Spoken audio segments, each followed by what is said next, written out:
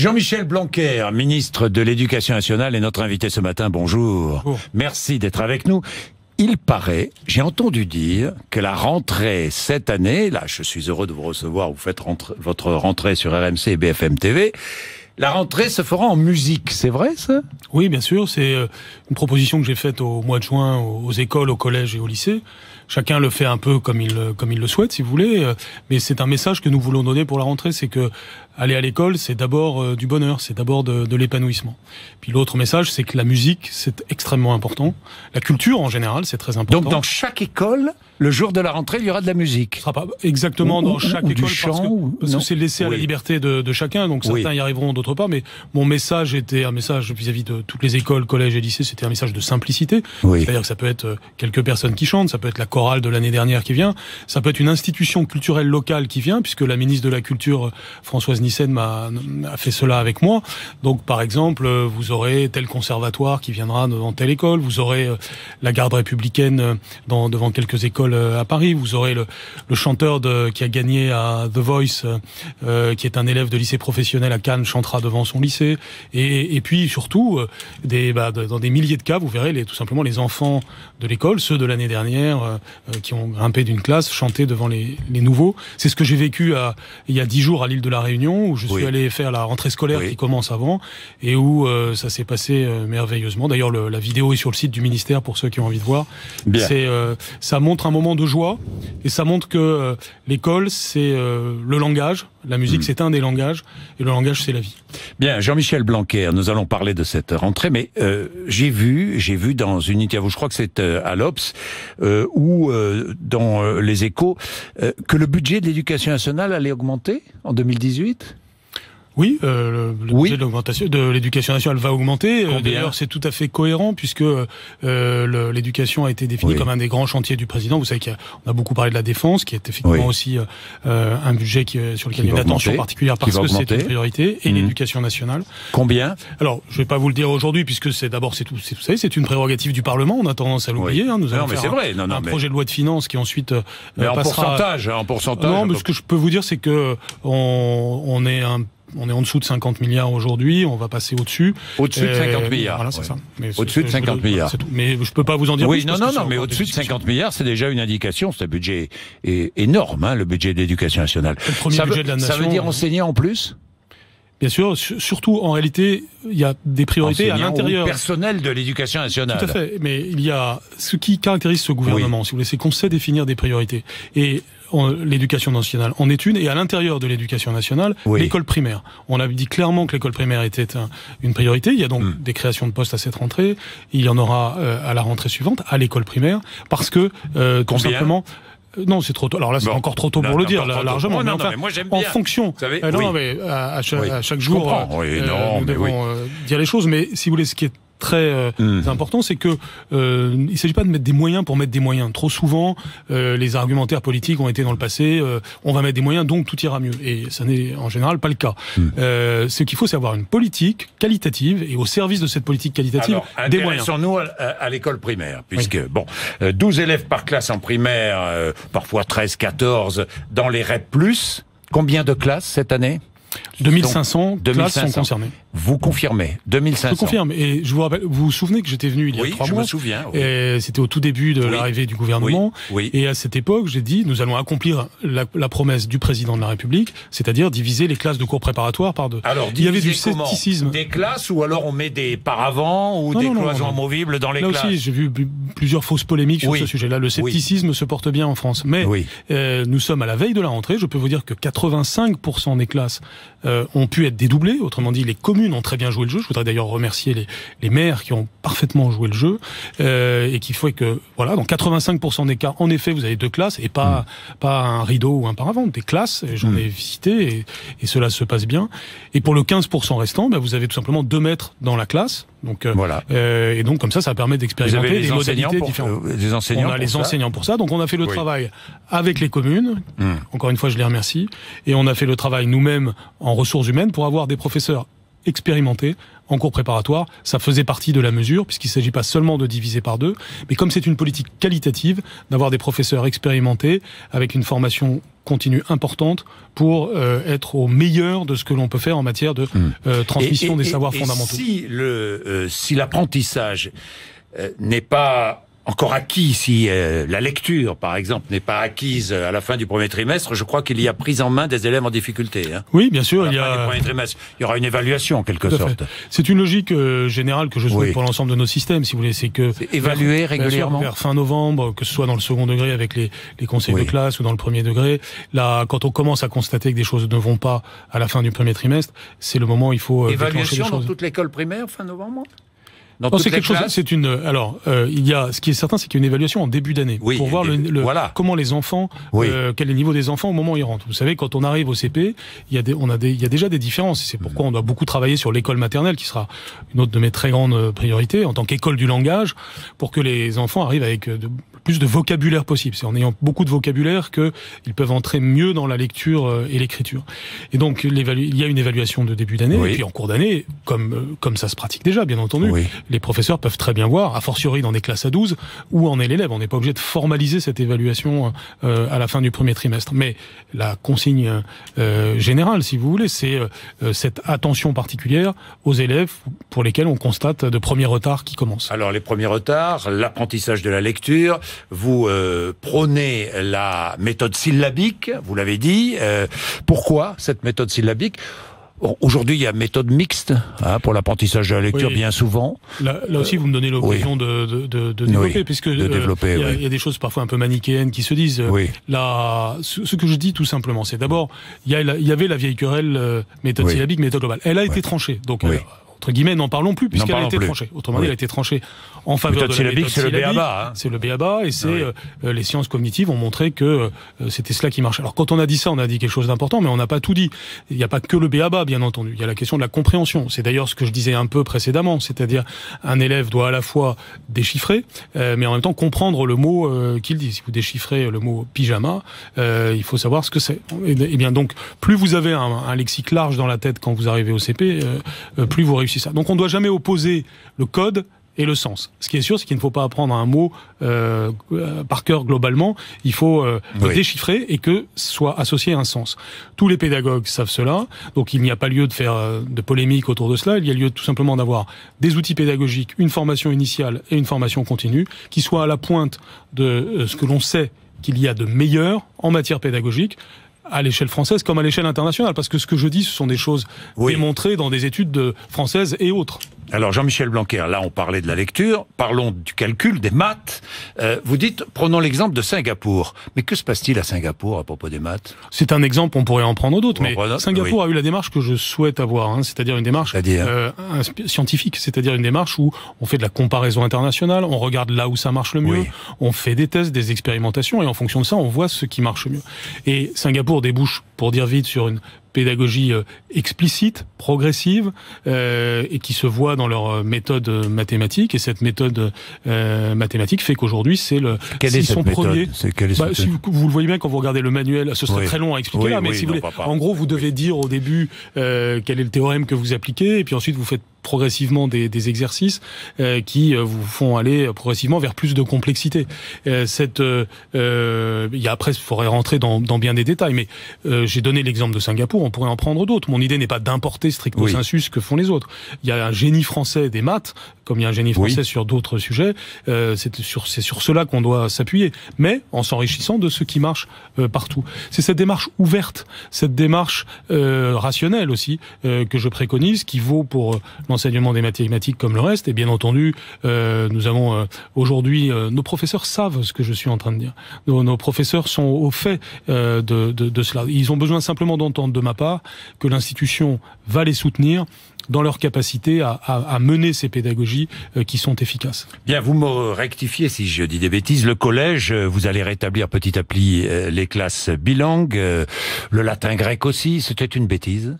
franchement. Alors, soyons francs. Alors, je n'utiliserai pas ce terme, mais c'était une erreur, en tout cas. C'était une erreur. C'était une erreur avec un argumentaire faux, puisque l'argumentaire était de dire que cela crée de l'élitisme. Je prétends exactement le contraire, c'est-à-dire que c'est précisément parce qu'on requalifie des établissements, notamment en zone défavorisée, avec comme première idée la justice sociale, que c'est en faisant cela dans les établissements que l'on crée de l'attractivité, que l'on tire tout le monde vers le haut.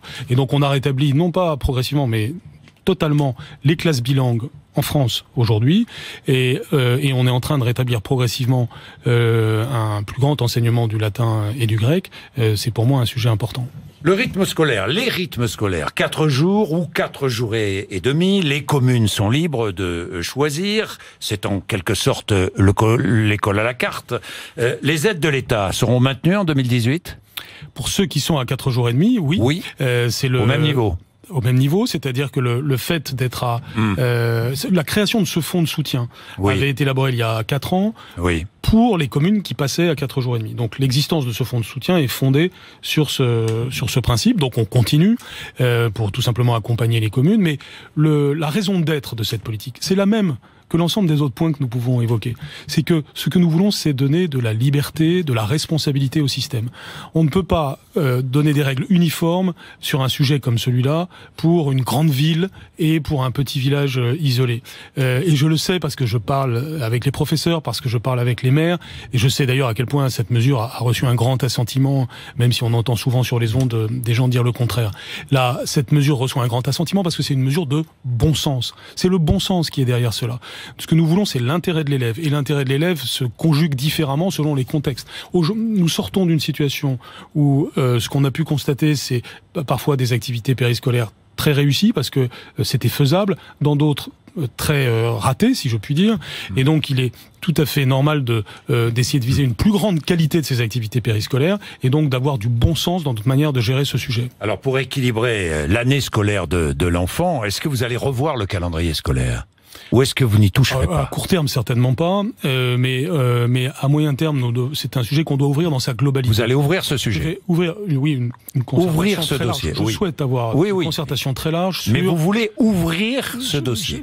J'ouvre un dossier plus large que j'appelle l'espace et le temps de l'enfant au XXIe siècle. Nous avons des sujets de société aujourd'hui qui sont très importants, c'est les écrans, ce sont le temps de sommeil, ce sont ces sujets très concrets que les personnes qui nous écoutent connaissent très bien. Ceci renvoie donc à un sujet que j'appellerais systémique, c'est-à-dire tous ces sujets sont interdépendants les uns des autres. Et donc on ne peut pas parler du rythme hebdomadaire, par exemple, sans parler du rythme quotidien et du rythme annuel. On ne peut pas parler de la question des rythmes sans parler de ce qui se passe. C'est globalement. C'est une vision globale. Et donc, on ne peut pas parler de diminuer, par exemple, les vacances scolaires d'été, sans parler des vacances intermédiaires. Voilà, exactement, bien entendu. Qui sont d'ailleurs les plus longues d'Europe, en France. Quand on les additionne... Trop longues Quand on additionne tout, c'est trop long, sans doute, oui, bien sûr. Mais si vous regardez... mais comment faire pour revenir ça se discute. Ça se discute, je ne prétends pas. Vous êtes prêt à discuter de ça ? Bien sûr, écoutez, pourquoi on est en démocratie, c'est normal de discuter. Ce que je veux, c'est sortir du manichéisme. Regardez, le sujet précédent, on a le chic en France pour créer des clans autour de sujets artificiels. Par exemple, on est pour 4 jours ou pour 4 jours et demi, on fait ça, alors que le sujet est beaucoup plus complexe, avec des relations avec d'autres facteurs, et il n'y a aucune raison de s'étriper sur ces questions, alors même qu'elles sont des questions d'intérêt général sur lesquelles on doit trouver la meilleure solution de bon sens.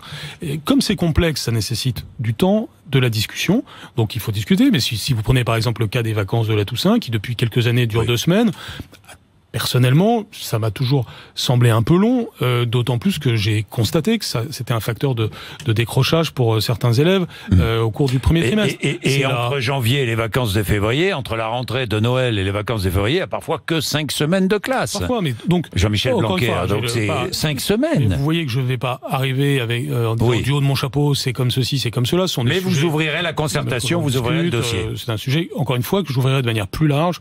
Quand est-ce que vous allez l'ouvrir ? Je vais le faire au cours des prochains temps.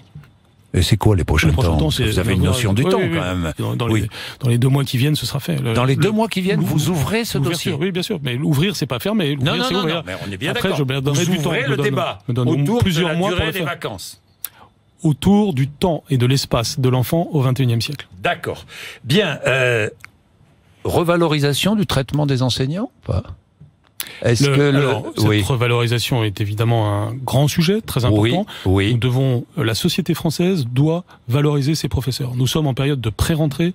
Mon message à la société française, c'est respectons les professeurs et considérons la fonction de professeur comme la plus noble de la République et ayons ce respect. Parmi ces éléments de respect, il y a évidemment la question de la rémunération.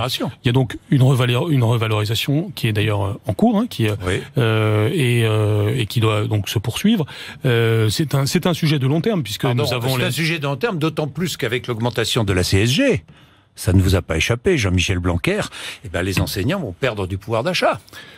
Ils peuvent en gagner par d'autres aspects de ce qui va se passer. Par exemple, lorsque nous prenons la mesure devoir fait qui va contribuer à aider les élèves à faire leurs devoirs dans les établissements, nous payons des heures supplémentaires. Donc je suis évidemment attentif à cette question du pouvoir d'achat. Mais vous allez compenser quand même cette hausse de la CSG. C'est certainement pas une annonce que je vais vous faire aujourd'hui, mais ce qui est certain, c'est que vous allez compenser. Non, j'ai pas dit que j'allais compenser. Non, pas moi. Pas vous, mais enfin le gouvernement. Mais vous êtes en train d'aborder un sujet fonction publique là, beaucoup plus général. Oui, d'accord, mais quand même ça concerne vos enseignants, Jean-Michel Blanquer. Ce que je peux vous donner, comme sur le sujet précédent, vous voyez bien qu'il y a des questions de long terme, des questions structurelles auxquelles on ne répond certainement pas d'un claquement de doigts. Mais ce que je peux vous dire, c'est un état d'esprit qui est évidemment une attention à la question du pouvoir d'achat des professeurs, et donc c'est dans cette direction que j'agis et que je réfléchis. Les emplois aidés qui sont très utiles, bien souvent, dans les écoles. Je crois que dans l'éducation nationale, il y a 23 000 emplois aidés de moins que l'année dernière, c'est ça? Alors, non, c'est beaucoup plus complexe que ça aussi. L'éducation nationale a été définie comme une priorité dans la politique des contrats aidés. Oui, et ce que disait le Premier ministre jeudi. De nouveau, nous sommes dans une situation où nous sommes devant un gouvernement courageux qui sait faire des choix. Je crois que c'est très important. Plutôt que d'avoir raboté ou de mettre les choses sous le tapis, ce gouvernement décide des choses et décide des priorités. APL, Et donc, décide... Non. C'est pas ça. C'est le gouvernement décide de faire une nouvelle politique du logement et une nouvelle politique de l'emploi. C'est pas raboté. Et donc le gouvernement a eu à faire des choses. Il y a plusieurs choses dans votre question. Premièrement, le gouvernement a eu à faire face à des urgences. Et il faut dire les choses comme elles sont à cause du gouvernement précédent. Par exemple, parce qu'il y avait de la surconsommation de crédit au moment où nous sommes arrivés. Donc il a dû faire courageusement des économies et forcément ceci crée un peu d'impopularité. Il a fait des choix, c'est-à-dire il dit ce que la Cour des comptes dit depuis 10 ans, 20 ans, que vous-même vous relayez devant les hommes politiques quand vous les recevez, vous leur dites pourquoi vous ne le faites pas. Aujourd'hui, ce gouvernement le fait. Et quand il le fait, évidemment, maintenant on le critique. Mais il dit, on a eu une politique de l'emploi jusqu'à récemment qui était coûteuse et inefficace, et une politique de logement coûteuse et inefficace. Il faut avoir une véritable lutte contre les inégalités, une lutte pour la justice sociale, et ça passe par de nouvelles politiques. On est dans une période de transition, et forcément il y a des choses difficiles. Mais sur les contrats aidés, pour vous répondre, sur les contrats aidés, donc une priorité a été définie, l'éducation nationale, en l'occurrence, en fait partie. Et au sein de l'éducation nationale, les contrats aidés les plus importants, c'était pour l'accueil des élèves en situation de handicap. Et donc, nous ne diminuons pas le nombre de contrats aidés pour les élèves en situation de handicap. Il reste le même, 50 000. Mais non seulement nous faisons ça, mais nous ajoutons 8 000 emplois supplémentaires, qu'on appelle donc les AESH, c'est-à-dire des contrats à durée déterminée, qui s'ajoutent à 22 000 contrats de ce type qui existaient déjà, donc ça fait 30 000. Ces 30 000 s'ajoutent aux 50 000 contrats aidés, ça fait donc 80 000 personnes qui vont pouvoir contribuer à accueillir les élèves en situation de handicap. Donc, une priorité a été définie, les contrats aidés n'ont pas diminué pour cette priorité, et nous avons fait ce que nous disons que nous allons faire, c'est-à-dire avoir des contrats plus robustes que des contrats aidés, c'est-à-dire des CDD pour cela. Et donc la situation est en progrès sur ce sujet, et je pense que c'est à souligner aussi, parce qu'il y a peu de voix qui soulignent les progrès dans notre monde. Bon, c'est à vous de souligner les progrès, hein, Jean-Michel Blanquer. Vous le faites, c'est votre rôle. Pourquoi cette baisse de popularité d'Emmanuel Macron, selon vous ? Peut-être un peu pour les raisons que je viens d'indiquer. Oui, c'est-à-dire, je pense que le courage, à court terme, n'a pas comme récompense une popularité immédiate. Par contre, à long terme, à moyen et long terme, on comprendra. Et puis moi, je parle quand même avec beaucoup de gens, je crois qu'au-delà des sondages, je sens bien que les Français ont envie que ce gouvernement réussisse. Les Français comprennent qu'il y a du courage derrière les décisions qui sont prises. Les Français comprennent que notre pays est regardé par le monde entier comme ayant indiqué un nouvel espoir. Je rappelle qu'il y a un classement qui montre que l'on est passé autour de la 30e place en termes d'influence à la première place dans un classement indépendant britannique, tout simplement parce que le monde entier sent qu'il se passe quelque chose de particulier en France. Et nous, Français, nous gâcherions cela parce que telle ou telle mesure nous semble ne pas correspondre à ce qu'il faudrait faire, alors même que c'est ce qui était préconisé par tous ceux qui réfléchissent à ces sujets depuis longtemps.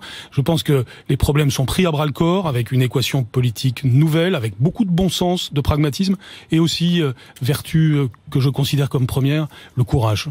Merci Jean-Michel Blanquer d'être venu nous voir ce matin à 8h56. Vous êtes sur RMC et BFM TV. Merci. Et la politique va continuer évidemment dans le journal de 9h sur BFM TV avec les retrouvailles gouvernementales. Donner le cap, reprendre la main, l'Elysée veut relancer la machine dans un contexte politique et social menaçant. À tout de suite.